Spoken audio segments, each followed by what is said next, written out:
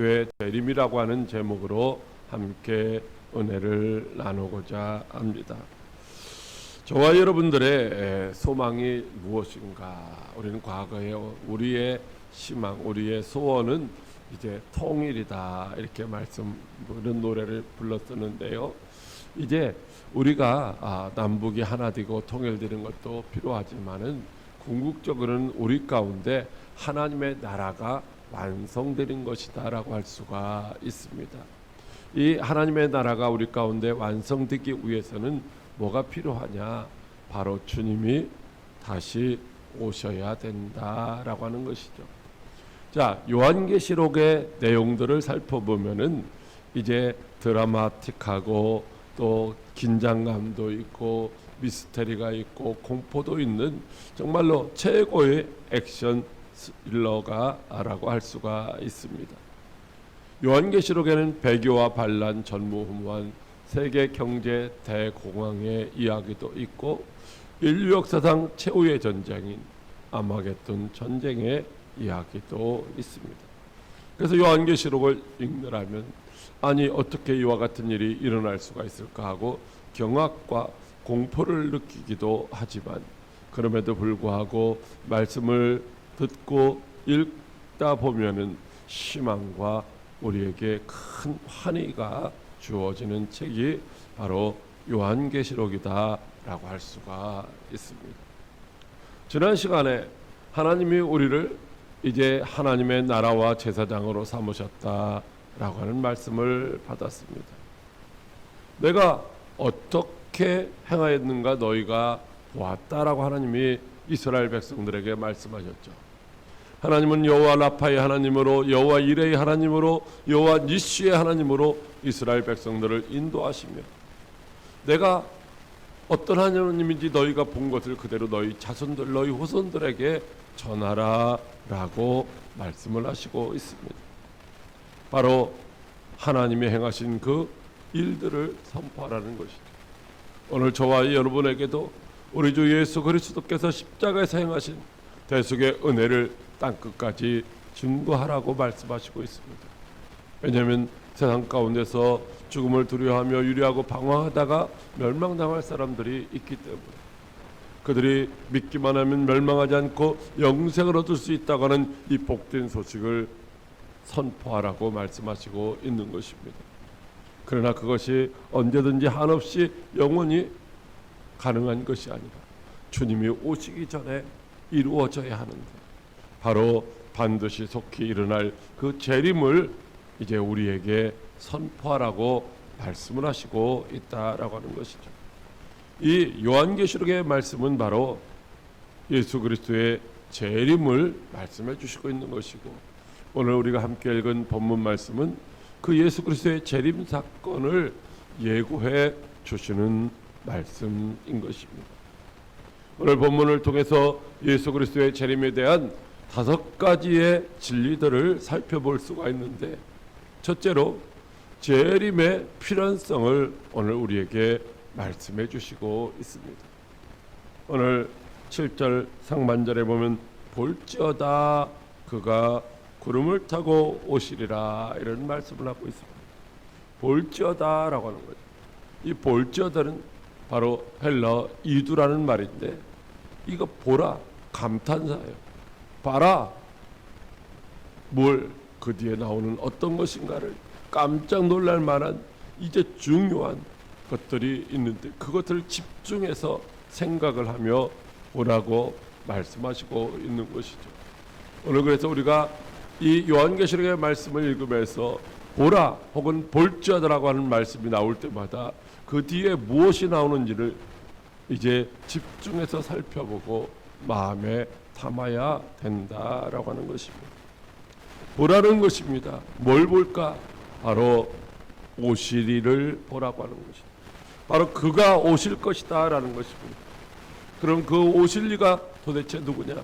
바로 그리스도 예수시다라고 하는 것이죠. 바로 에르코마이, 즉 에르코마이 오시리라라고 하는 말이 에르코마인데 바로 오실 분은 예수 그리스도를 상징하고 예수 그리스도를 지시하고 있다라고 하는 것입니다.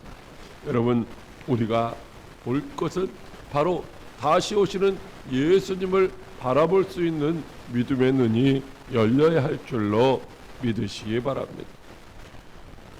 예수님이 다시 오시겠다라고 말씀하시면서 부활하신 후 하늘로 승천하시는데 사람들은 그 오실 예수님을 손꼽아 기다렸어요. 오늘 오실지 내일 오실지 금년에 오실지 내년에 오실지 그렇게 세월이 흘러가는데 예수님이 부활하시고 승천하신 지 약 65년이라고 하는 세월이 지난 후에도 여전히 예수님이 오시지 않자 많은 사람들은 이제 그때나 지금이나 똑같은데 뭐 변한 게 없는데 뭘 예수님이 오신다고 하느냐라며 재림을 이제 부인하며 또 재림을 믿는 자들을 조롱하고 있었다라고 하는 것이죠.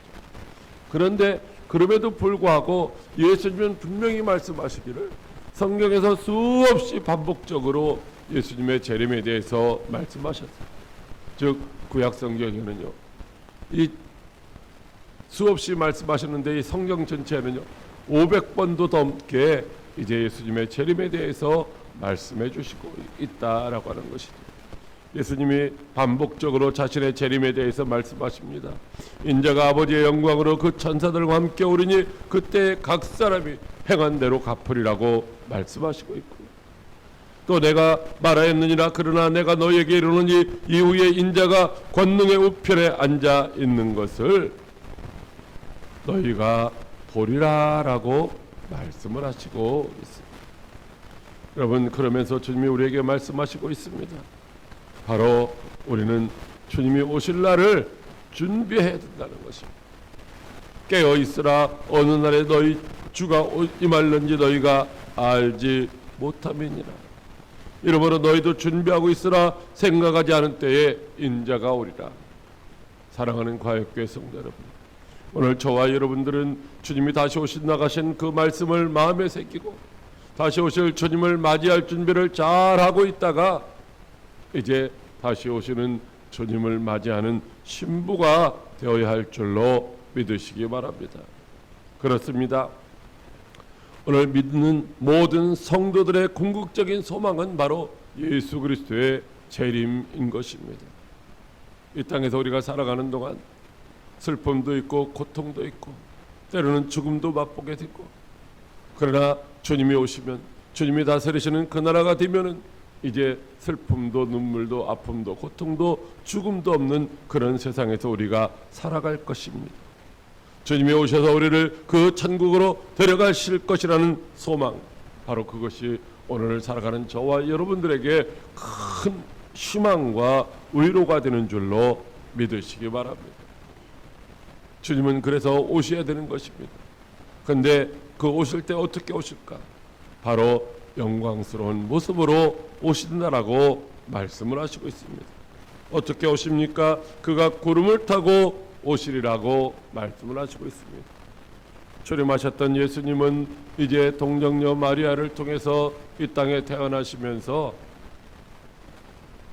마구간에서 태어나셨습니다.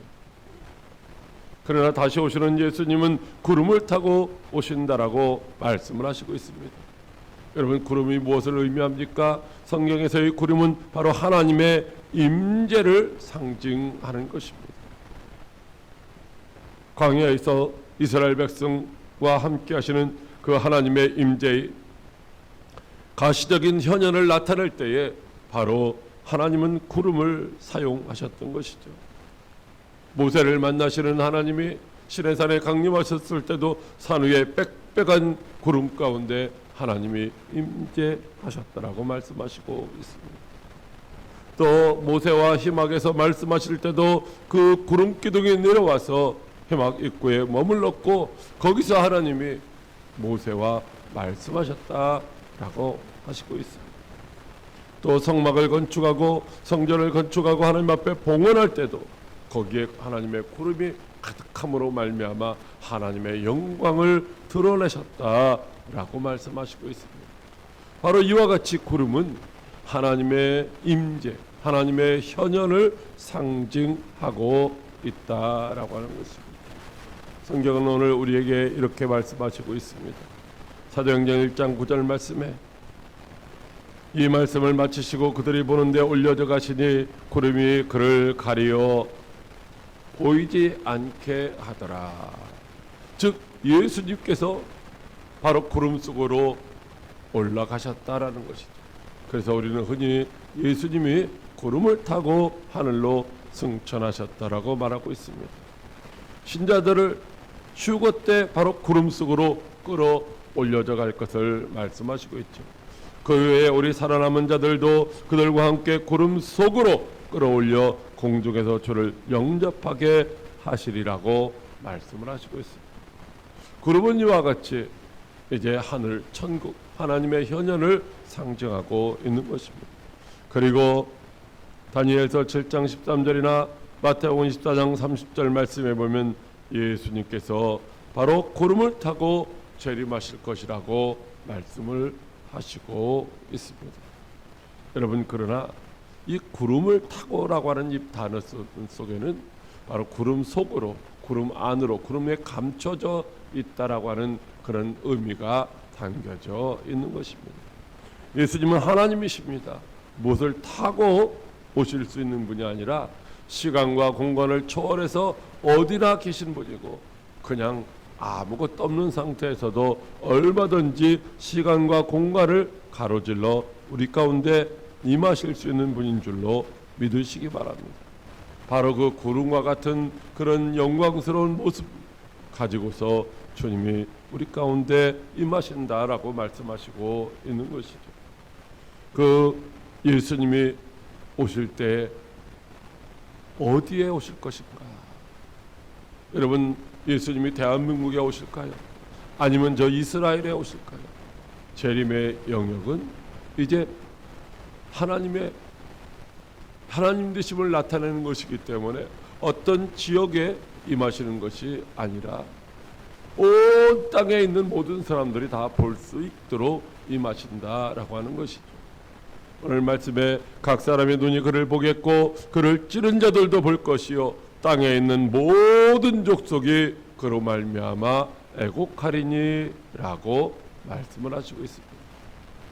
여러분, 바로 예수님이 재림하실 때 그 재림하시는 예수님은 2000년 전에 철임하신 예수님은 이제 이스라엘에 태어나심으로 말미암아 때로는 목자들에게도 계시되셨고 동방의 박사들에게 계시되어서 찾아가서 보았지만 이제 다시 오시는 예수님은 찾아가서 보는 것이 아니라 모든 사람들에게 볼 수 있도록 그렇게 영광 가운데 임하신다라고 말씀을 하시고 있는 것이죠.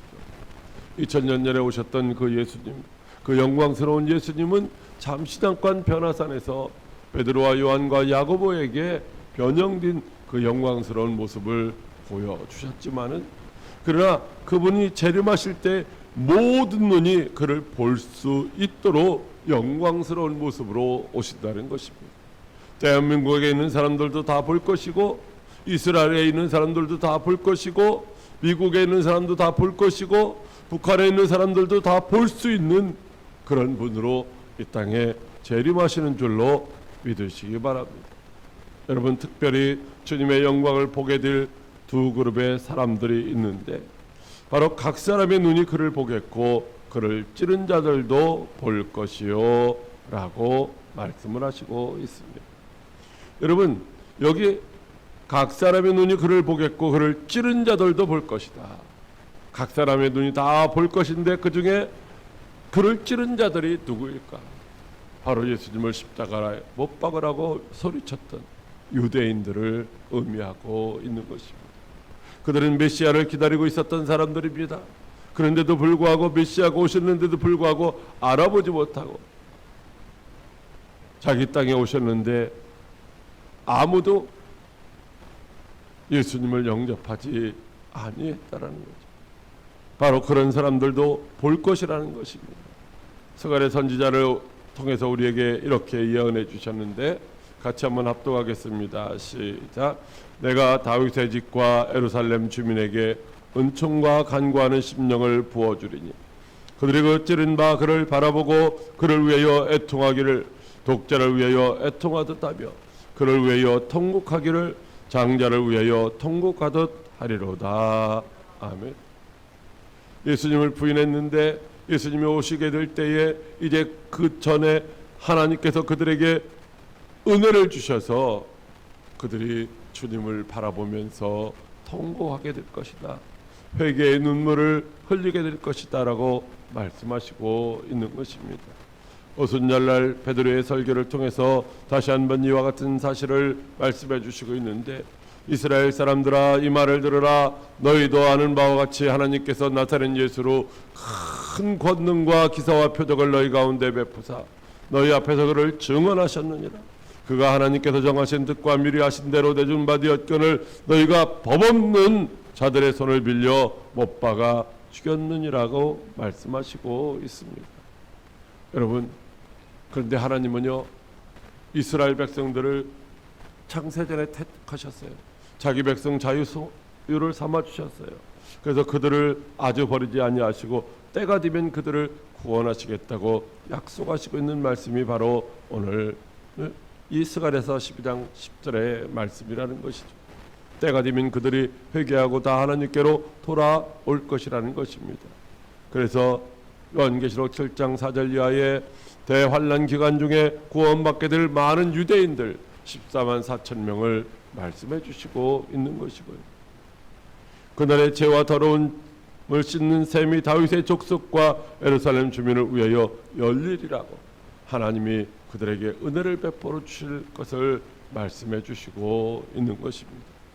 그들이 잘 알지 못해서 예수님을 대적하고 예수님을 십자가 내어주시는 어리석은 가운데 있었지만 그럼에도 불구하고 하나님이 택하셨던 그들을 하나님이 이제 때가 되면 구원하실 것을 말씀해 주시고 있는 것이죠.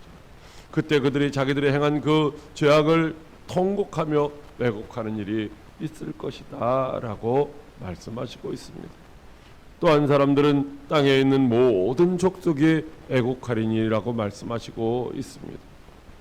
여러분, 땅에 있는 모든 족속이 애곡한다고 하십니다. 요한계시록 8장 13절 말씀 시작. 내가 또 보고 들으니 공중에 날아가는 독소리가 큰 소리로 이르되 땅에 사는 자들에게 화가 있으리니 이는 새 천사들이 부르어야 할 나팔 소리가 남아 있음이로다 하더라. 아멘. 여러분, 이제 땅에 있는 자들에게 화가 있을 것을 말씀하시고 있는 것을 보게 됩니다. 자, 요한계시록 13장 6절로 8절 말씀에 짐승이 입을 벌려 하나님을 향하여 비방하되 그의 이름과 그의 장막 곧 하늘에 사는 자들을 비방하더라.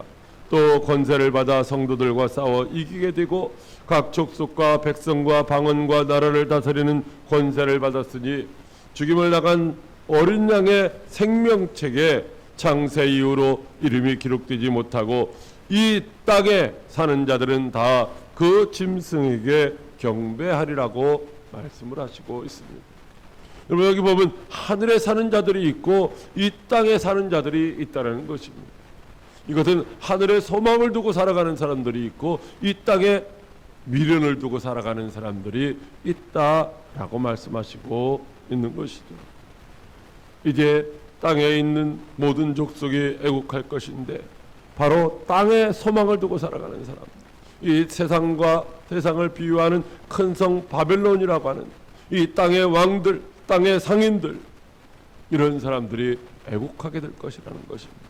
그래서 말씀하시기를 거기서 나와서 이 세상 가운데서 나와서 세상에 속하지 말고 죄에 참여하지 말고 그들이 받을 재앙을 받아들이지 말고 이제 하나님께로 나오라고 말씀을 하시고 있는 것입니다.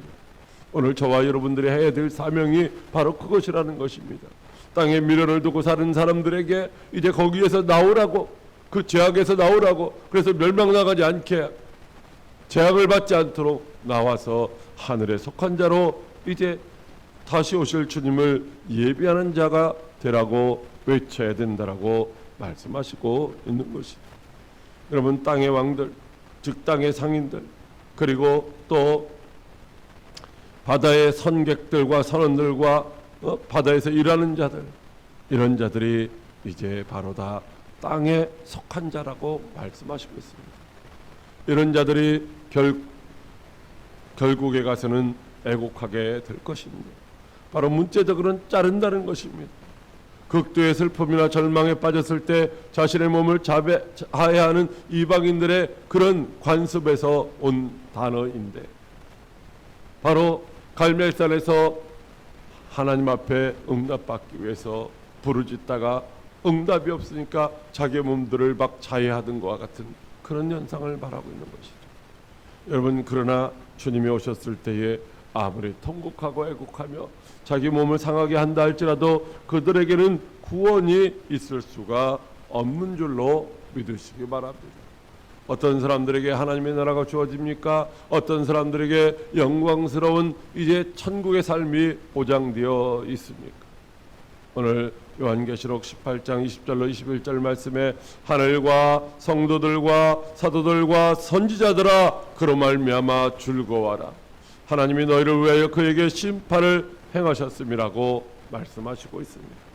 즉 땅에 속한 자들에게 하나님이 심판을 하십니다. 어떻게 심판하십니까? 큰 맷돌 같은 돌을 들어 바다에 던져 이르되 큰 성 바벨론이 이와 같이 비참하게 던져져 결코 다시 보이지 아니하리로다 라고 말씀하시고 있습니다. 이 세상 나라는 그와 같이 다시는 보이지 않는 멸망의 나락으로 떨어지게 될 것이다 라고 말씀하시고 있는 것입니다. 사랑하는 과역교회 성도 여러분, 오늘 이 재림의 소식을 듣는 저와 여러분들이 어떻게 반응을 해야 할까요? 오늘 말씀에 그러하리라 아멘 이렇게 말씀하십니다. 그러하리라 아멘. 여러분, 재림의 소식을 듣는 모든 사람들은 그것을 믿고 그렇게 되기를 소망하고 갈망하며 그날을 준비하는 믿음의 삶을 살아야 된다라고 하는 것입니다. 그리하리라 아멘. 바로 나의 아멘이라고 하는 단어입니다. 나이라고 하는 단어도 확실하다, 동의한다, 예, 그런 의미를 가지고 있는 단어이고, 아멘도 동의합니다, 믿습니다, 그렇게 되기를 원합니다라고 하는 그런 의미가 있는 단어죠.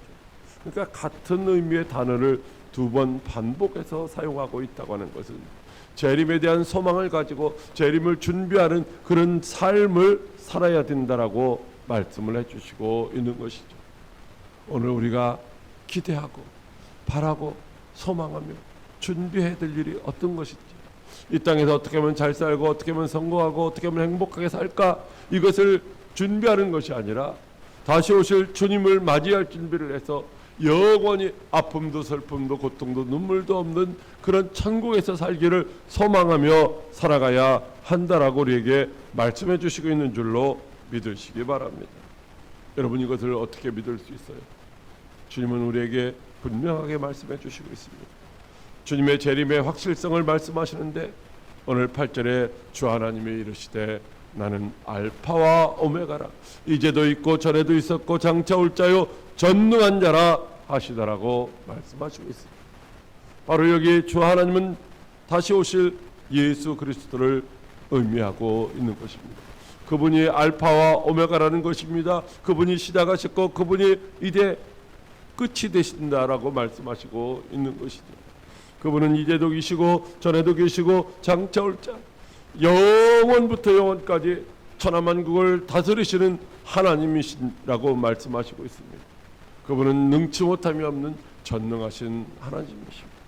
그분이 말씀하시면 그 말씀대로 천하만국이 다 이루어졌고요, 그분이 말씀하시면 모든 것들이 다 이제 소멸되기도 하는 것이죠.